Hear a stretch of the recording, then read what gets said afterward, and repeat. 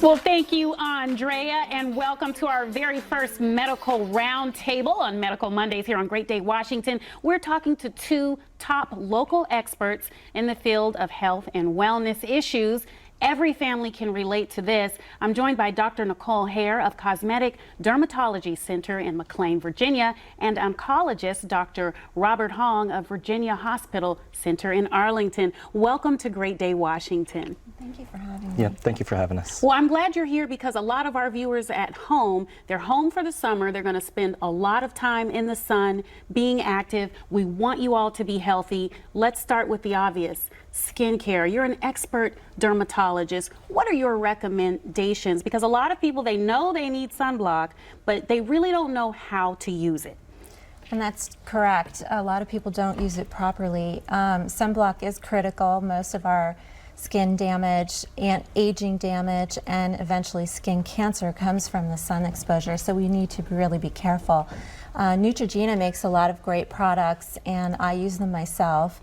What I do is I like the creams better. Most people will apply them in the more effective manner than the sprays, and put that on before you go out in the sun, usually about a half hour before you go out would be ideal.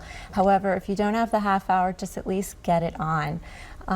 The sprays are convenient, especially for men. They tend to have more hair. They don't like the creams, so the sprays do go on easier. However, you need to apply quite a bit of spray to hit that SPF that's on the bottle. The spray is rather thin, and before we move to Dr. Hong, I do want to talk about this rumor. It was out a few years ago that if you use anything above SPF 50, it's not effective, but you say that's not true necessarily. Correct. That's not true necessarily. SPF is calculated by the number of hours that you can stay in the sun before you burn.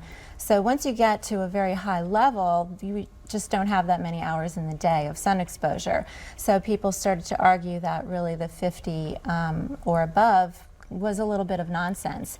However, since most people don't apply it in a correct manner, the higher SPF the better, because you're probably not reaching the SPF that they are in the testing labs. Right, the people in the labs are doing it expertly. We Yes. at home, we're just doing the best we can with life. Indeed, and Dr. Hayre, I'm sure you can agree, if you see something small on a patient's skin, you'd rather them know and check it out than let it go. And a lot of people, they let it go because of fear. Correct. And skin cancer is actually the most commonly diagnosed cancer in the United States every year. It beats all other cancers combined. That's how frequently it's diagnosed, and that's why I'm stressing the use of sunblock, because this is a preventative measure and we all need to be aware. We need to wear our sunblock, our sun protective clothing, and not go out to tan.